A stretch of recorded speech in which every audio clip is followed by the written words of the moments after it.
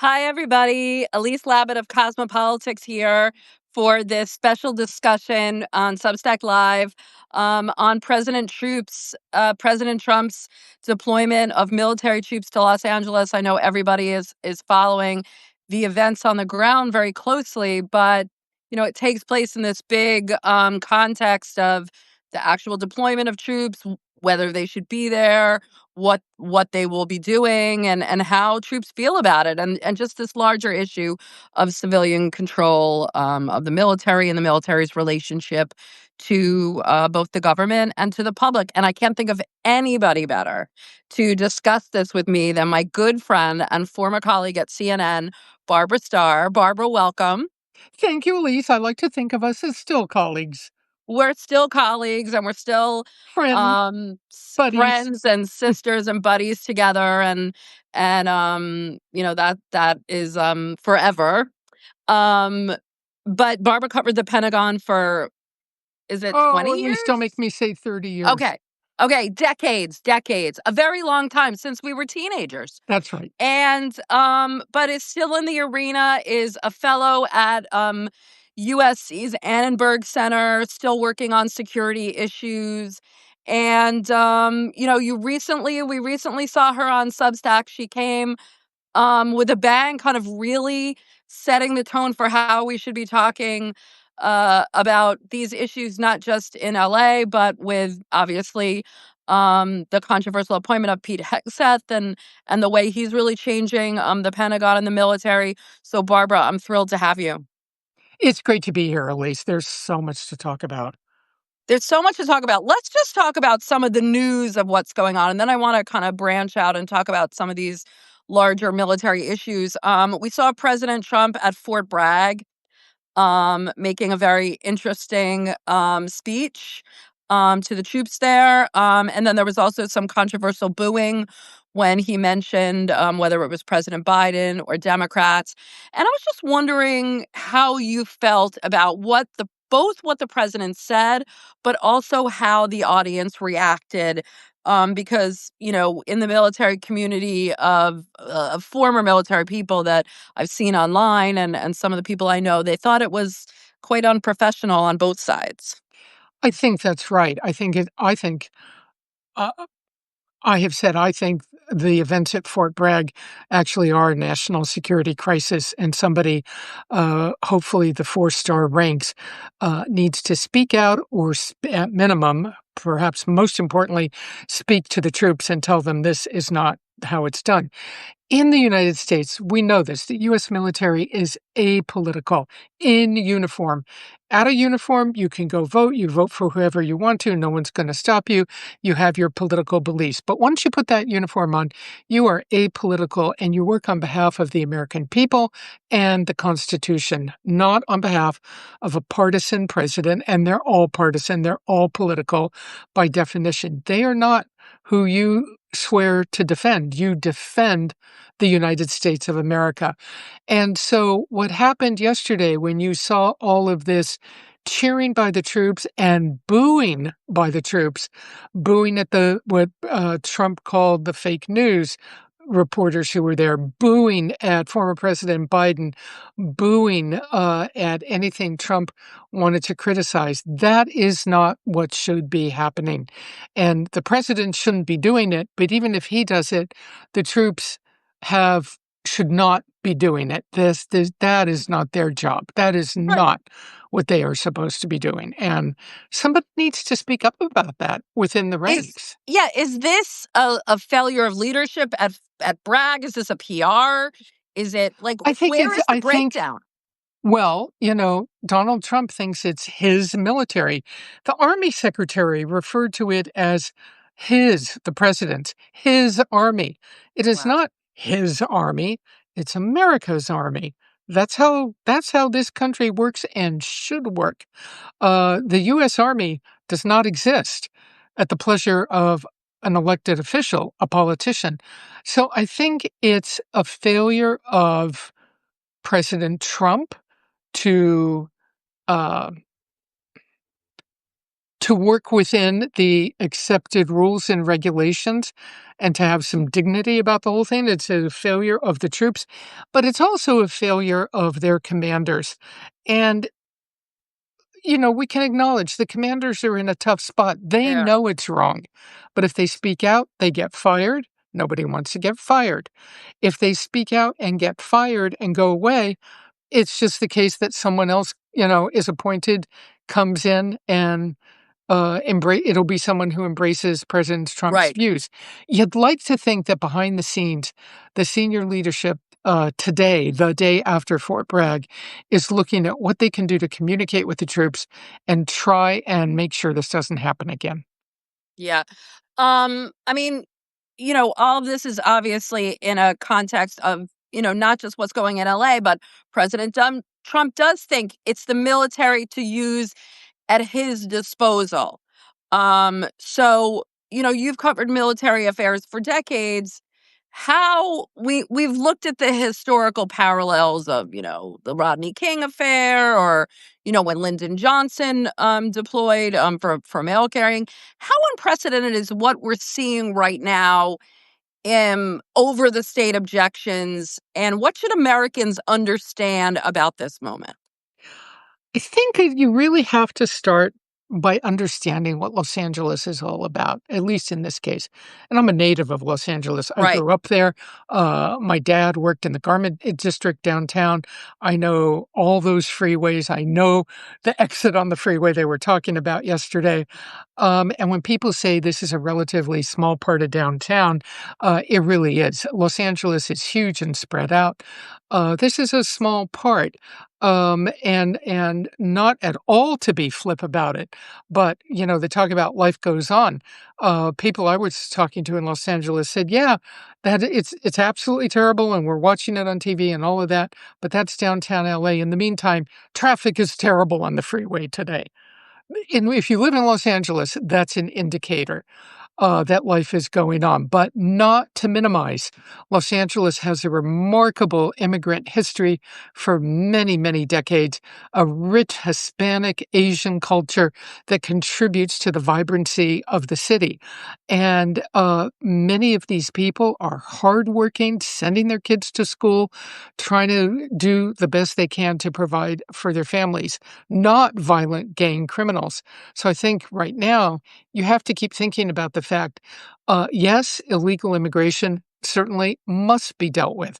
But did America really sign up for this? Did they really vote President Trump into office for this? I thought the president was focused on getting violent criminals and gangs who were Right. illegally in this country out of this country. I'm not sure anybody voted for him to go send people and troops to Home Depot and try and find people who were here without the proper paperwork. Right. So there's this kind of almost predictable reaction.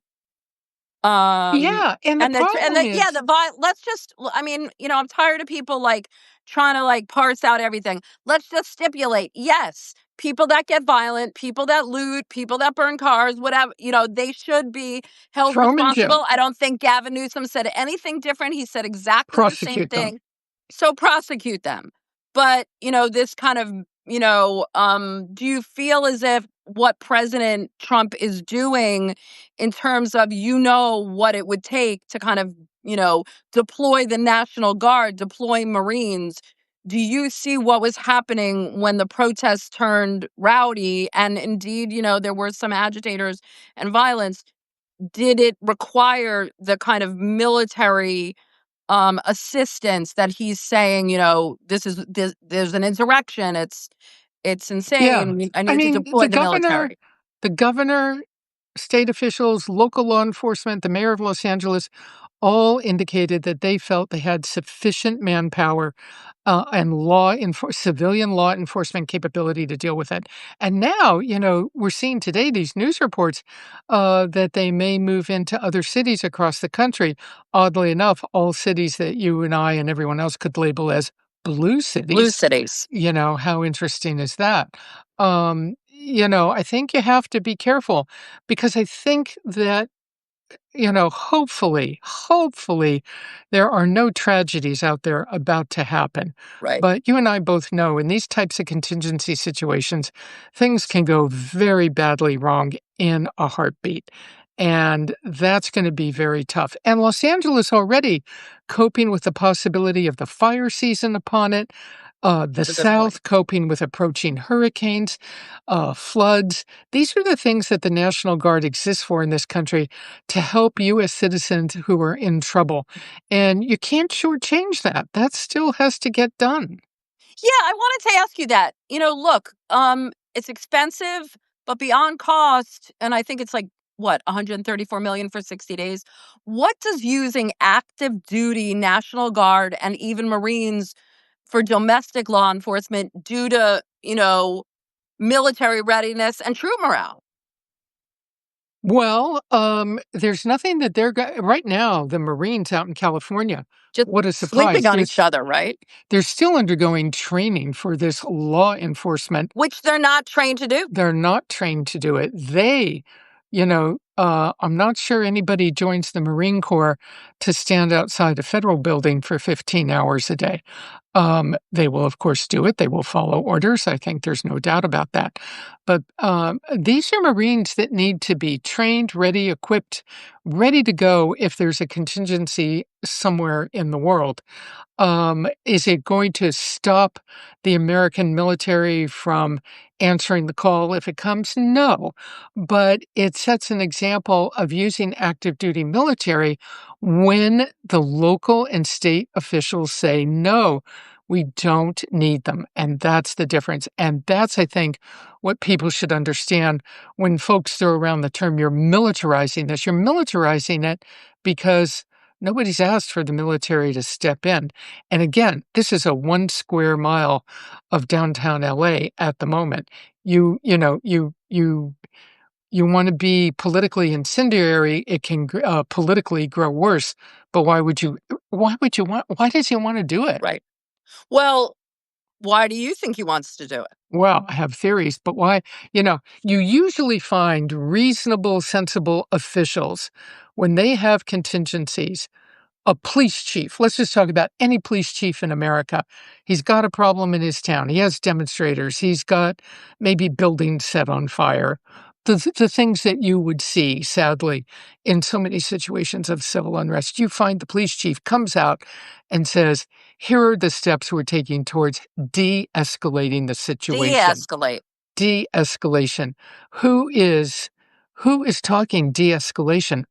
On a federal level, I haven't heard those words being Well, used. and when you put the military out, that's like not de-escalating, that's kinda escalating.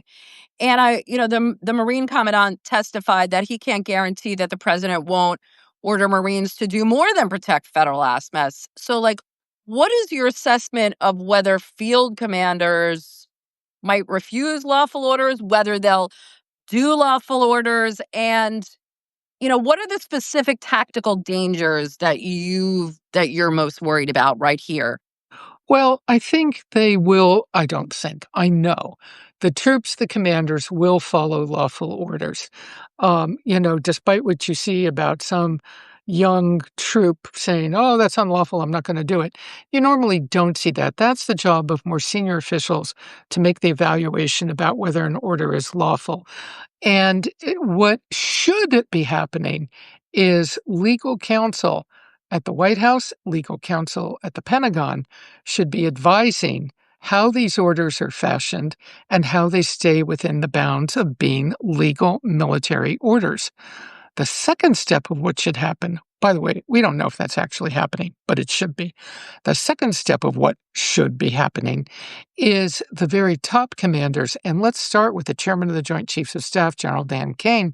They should be, he should be, along with the commandant, other top commanders, should be advising the president of options.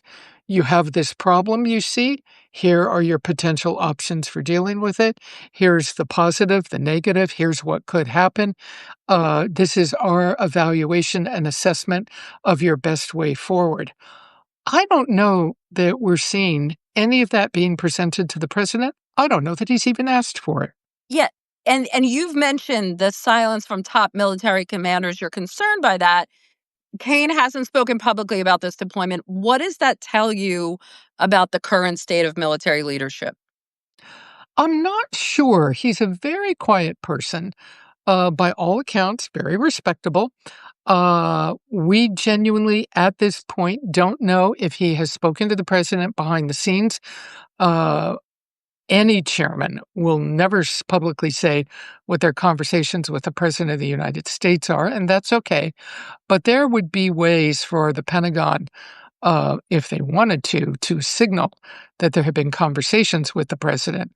I haven't seen those signals other than Pete Hegseth, the defense secretary, on Capitol Hill this week, being, very adamantly, uh, obviously in favor of everything the president is doing because he doesn't ever object to anything the president does.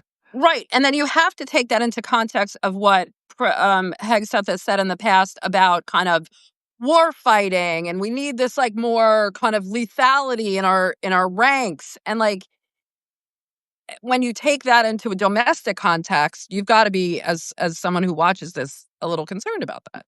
Well, yeah, remember, under the first Trump administration, at that time, Defense Secretary Mark Esper made it clear publicly from the podium inside the Pentagon briefing room, cameras running, that he would not support invoking the Insurrection Act that Trump had inquired about, pretty much along the lines of Trump asking if they could just shoot Shoot them in the demonstrators in the leg. legs. And I think an edited version of the secretary's response would be, "Are you kidding me? You're not doing that." And of course, Esper was summarily fired for speaking publicly. So that is out there. Um, if the president doesn't like it, you're going to be fired if you tell him what he doesn't want to hear. Most presidents of the United States actually want to hear the full range. They want to know what could go wrong, and what decisions will keep them out of trouble. And I say this because Pete Hegseth, it's absolutely his prerogative to cheerfully agree with everything President Trump is doing. But heaven forbid the day something goes wrong in the world and Hegseth hasn't been able to deal with it. We'll see whether the president is that loyal to him. Defense secretaries have often been thrown over the side when they suddenly cause the White House too much trouble. Well, and don't forget when you talk about Esper, also it was Milley that also kind of said we're not going to follow in on we're not going to follow illegal orders. We're, you know what I mean? Like he was And very that the U.S. military does not work for the president. The U.S. military in this country swears an oath to the Constitution and works for the American people. well. And So that's when Trump called him treasonous. yeah.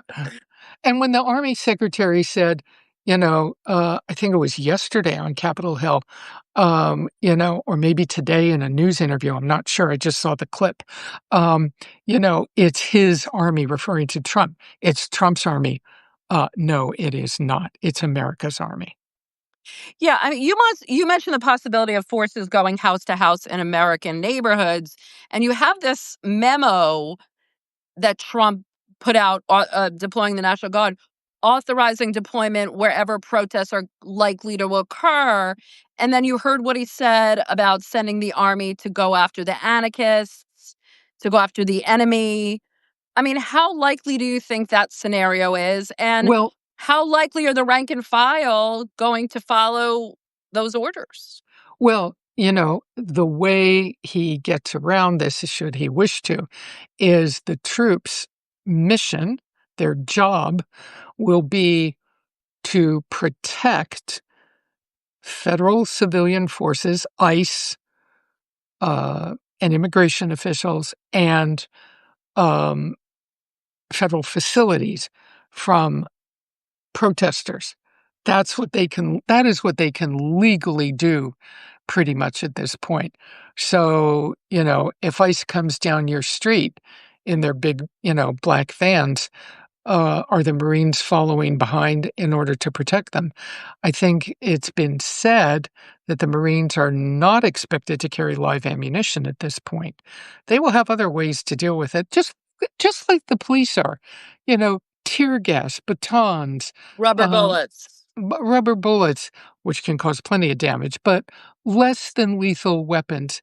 The National Guard understands how to conduct crowd control, many of them, and they need training in it. Police forces understand how to conduct crowd control. The question is all of this just adding literally fuel to the fire and making a bad situation, is it giving it the potential to grow even worse? Barbara, you and I cover national security, and we've seen this around the world, whether it's in Syria, whether it was in Egypt. In Egypt, for instance, um, the whole downfall of Hosni Mubarak was when the military said, no, we're not going to go after the people. Are, we're here to protect the people. We're not going after our own citizens. Um, this is a hypothetical, but how do you feel that the U.S. military feels about this mission? I mean, you talk to I don't command.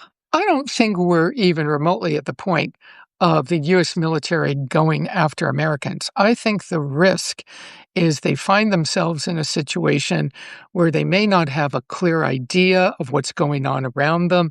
They may not have the instant communication they need. They may not know what they're facing. And then there can be miscalculation. And we see this all the time. And let me go back many, many decades. Um, I think everyone will remember or will have read about the National Guard at Kent State Yeah, University, exactly. the worst day. Yeah, And John Miller that's is asking, are we, a bad decision away from a Kent State when, they opened fire in a crowd and several people were killed. right. And, I don't think Are they anybody clear about the mission? I think they are. But What our that's the viewers problem, is Elise. asking. Is each and every young guardsman or woman out on the street absolutely clear? Will they all look out and see clarity as demonstrators are around them in any one of these cities? Will they have actual clarity on who's in front of them and what's coming at them? And should people start throwing bottles? These situations can escalate no matter how highly trained the troops are. And so it's essentially the potential, let me not use the word threat, the potential for miscalculation on all parts. That's, I think, the ultimate risk here. Just like on the battlefield in wartime, everybody can miscalculate. And that's why de-escalation is so vital.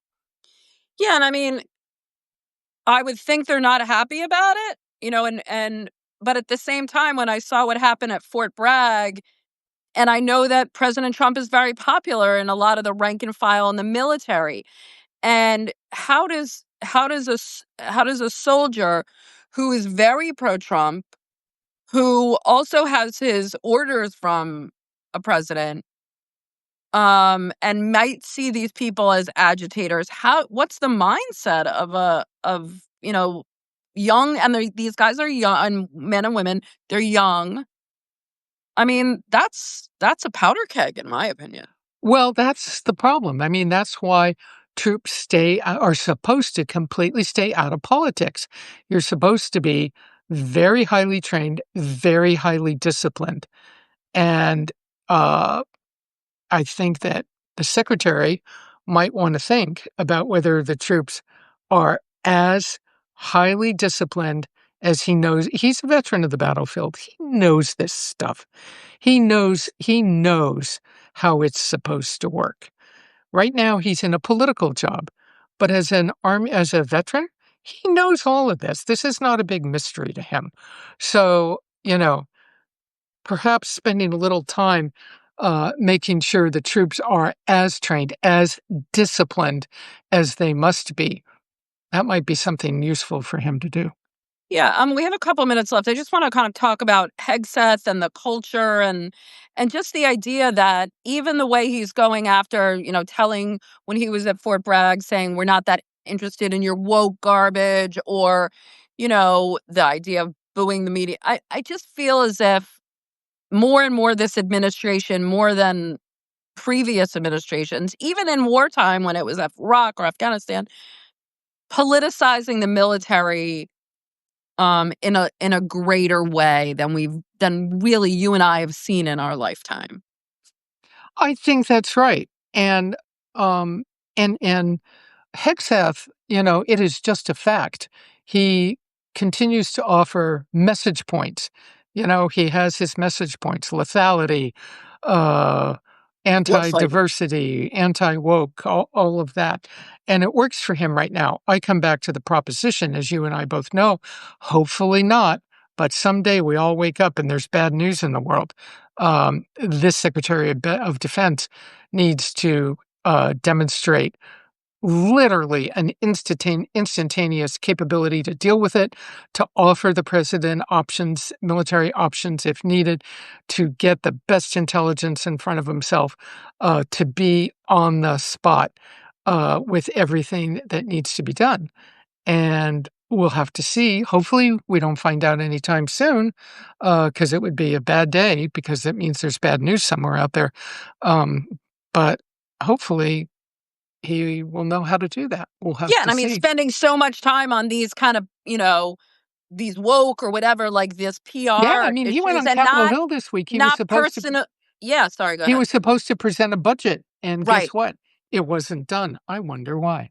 Because, not paying attention to personnel, not paying attention to procurement and all the technology and everything if we're gearing up for, whether it's Russia or China. We're Last question, Barbara. David Frum wrote this article that this is a dress rehearsal. What's going on in LA is kind of a dress rehearsal for the broader use of military in this administration. He even kind of warned that perhaps, like, if you keep creating these manufactured crises that protests are agitated, this is how martial law starts. This is, overseas. Again, you and I have seen it a lot.